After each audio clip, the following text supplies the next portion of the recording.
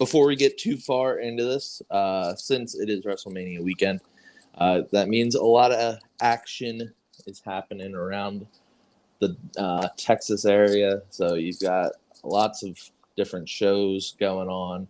Bloodsport was today. I watched a bit of it. Pat watched a bit more of it. So there were some Impact guys on it. We had Mike Bailey versus Yuya Uemura. He's still a young lion, right? Or is he technically not? I think he's on his excursion. Okay. I wasn't sure if the excursion meant that they're not a young lion anymore, or if they're still a young lion until they come back from excursion. I guess it's kind of up to you. Okay. We got JONAH versus the War Master, Josh Barnett. Masha Slamovich was there against Janai Kai. Is that how you say her name? Yeah. Okay. Was there any other Impact people on it? I don't think so. Former Impact great Johnny Mundo. Yeah. Now Johnny Bloodsport. Yeah, Johnny Bloodsport. We get his name right here. Yeah. Can't wait for him to be Johnny GCW. And somebody who was formerly featured in Impact last year, Minoru Suzuki. Yeah. True. Yeah, Minoru Suzuki, who got wins at Impact. Against he pinned the great Caleb with a K. Yep. Yeah, what a high profile win that was for Minoru. I can't name anyone else that has a singles win against Caleb in recent history. I can't think of any men. Of the women? Yeah, I can't think of maybe any some men women that have wins against Caleb with a K.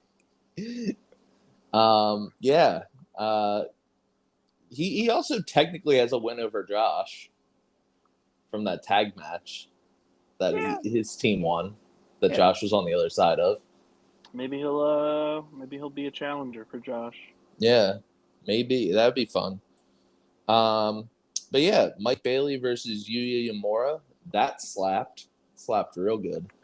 Yeah, I thought that match with between Bailey and Yuya was really good. The crowd was very happy to see Mike Bailey, and as commentary noted, it has been years since like independent fans in North America have been able to see, or I guess the United States have been able to see Mike Bailey, obviously. Yeah. So please humor me because I'm a little slow. Yep. So Bloodsport, do they not have ropes?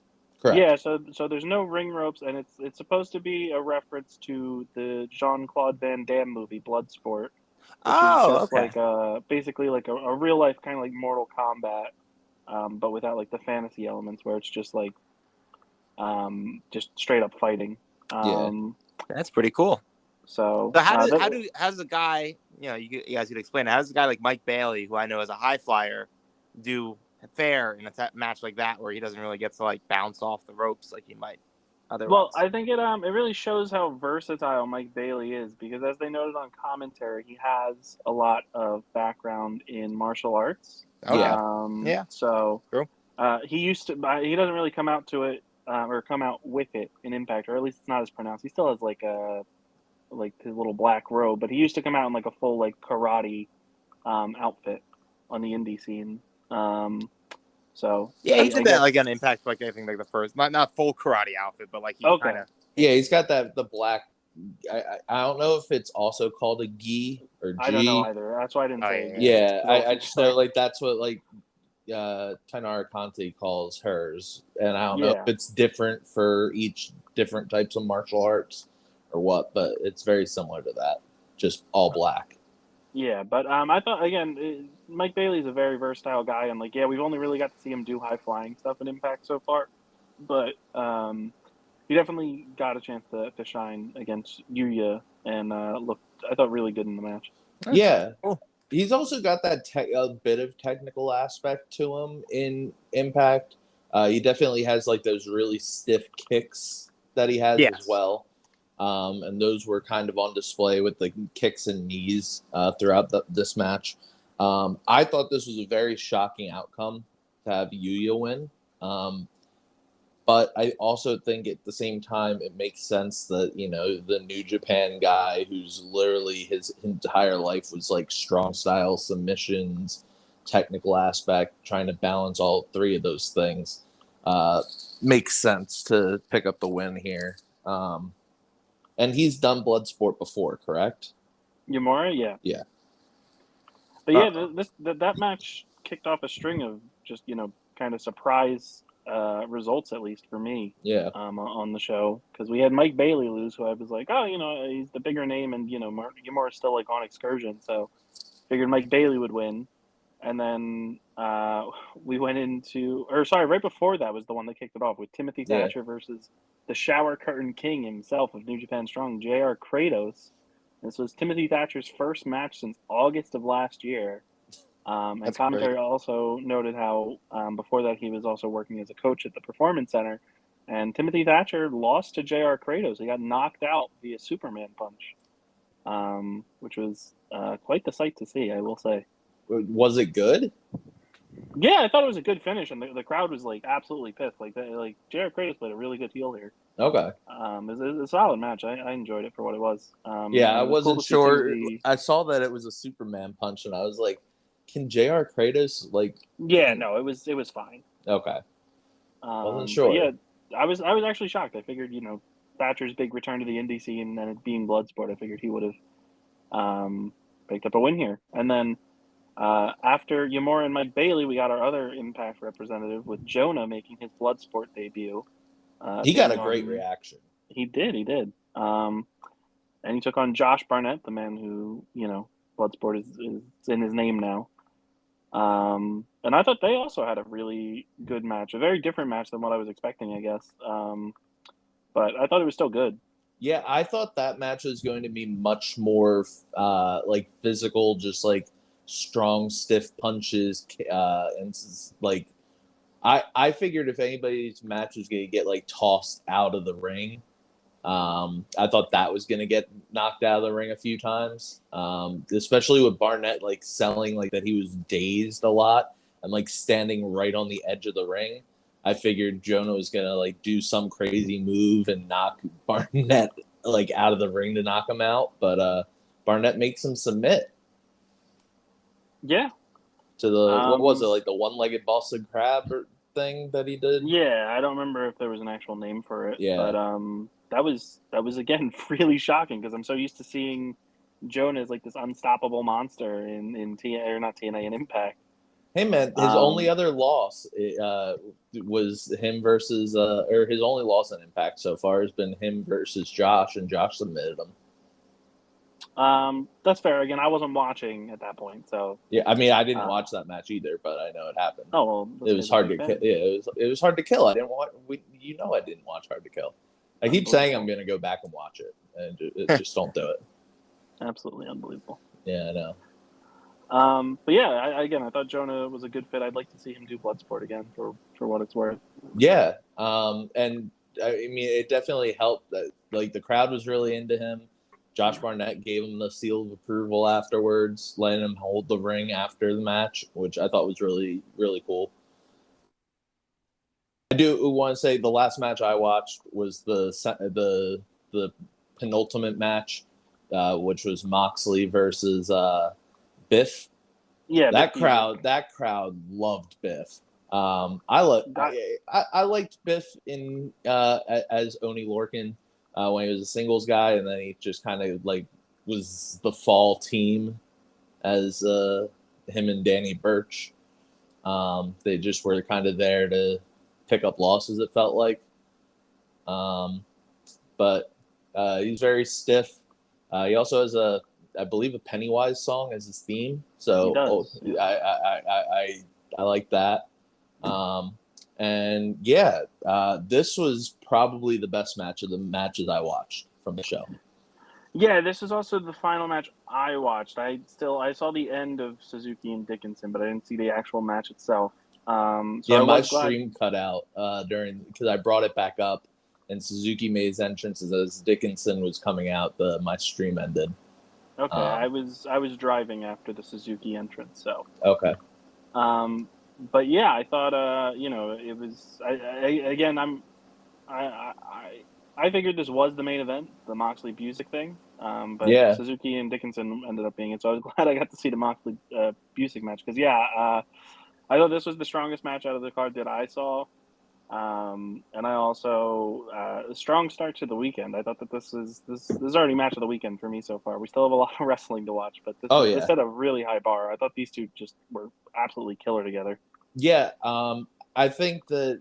So I know I sent that video from Cultaholic of their like 10 matches to watch this weekend. And they like listed like the amount of people who like who they think would could have like star making performances this weekend, and they listed Biff as one of them along with Mike Bailey. I think this starts off strong for Biff to have a very, very, very strong weekend. I mean, as we're saying this, he's getting ready to fight Suzuki. Yeah.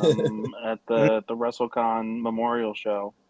So he's got two big matches today. Yeah. And again, I thought Mike Bailey was another one who I thought he looked really good, and it was a standout performance for him. Different than what we're used to seeing from him on Impact. Yeah.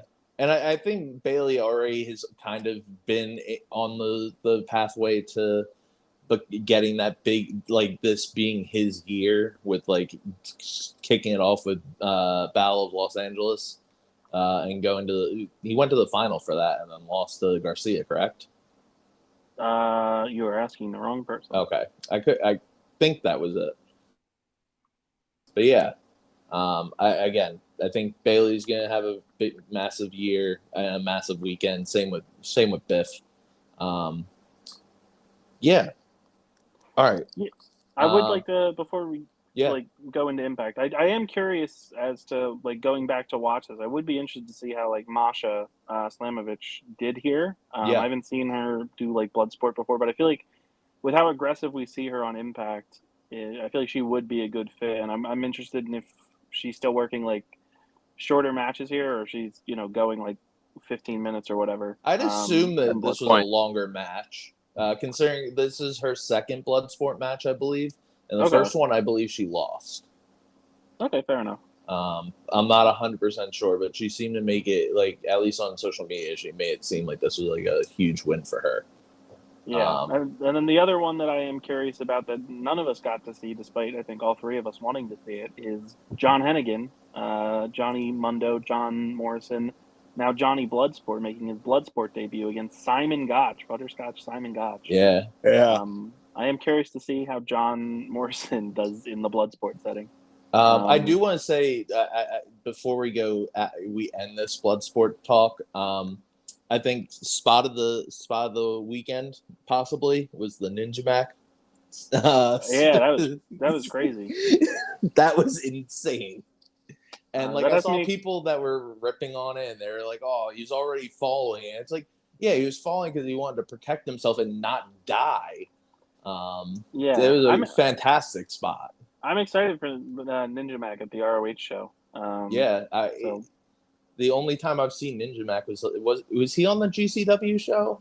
I think he was in the Rumble, wasn't it? Or I don't remember if he was at the GCW show. I think he probably was, but I don't know. Okay. He wasn't in like a high profile match. Yeah, I just remember you mentioning him during that show about how he signed with Noah. Yeah. All right. Well, then, before we get into Impact, just since we brought up ROH, so I think me and Ryan, or I don't know what the plan is for tomorrow, but we're going to be watching Supercard of Honor. Yeah. So maybe we'll do like a joint review podcast late at night for multiverse matches and Supercard. That makes sense to me. But a few more matches have been added. So real quick before we jump into Impact, we have Rhett TItus defending the ROH World Television Championship against Minoru Suzuki. Ninja Mac will be facing off against a mystery opponent who is the new client of Tully Blanchard. Mercedes Martinez, formerly in Impact, will be taking on Willow Nightingale for the interim ROH Women's World Championship because Deonna Purrazzo will not be defending it on the show because she's going to be doing the Champ Challenge at Multiverse of Matches. Josh Woods will defend the ROH Pure Championship against Wheeler Yuta. Jay Lethal will take on Lee Moriarty with Matt Sydal in his corner.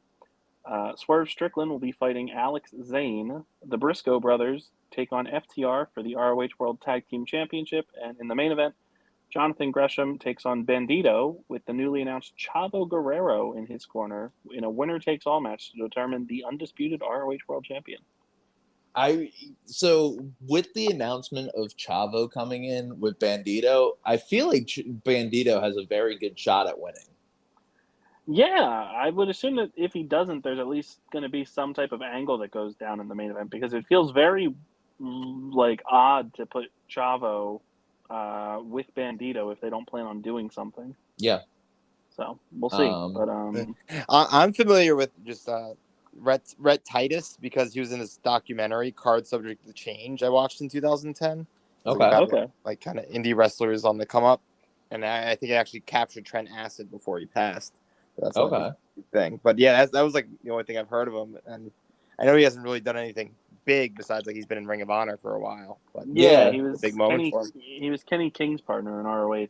So Right. Yeah, which we got to see their return, where they surprisingly won the tag titles against, who was it? It was like the Addiction, the young, like the Briscoe. It was like all these big names, and then it was like All Night Express, Rhett TItus, and Kenny King. It was like, okay, well, they're gonna be the Fall Guys. Nope. Yeah. So yeah, but yeah, like Angelo said, this is probably the biggest thing.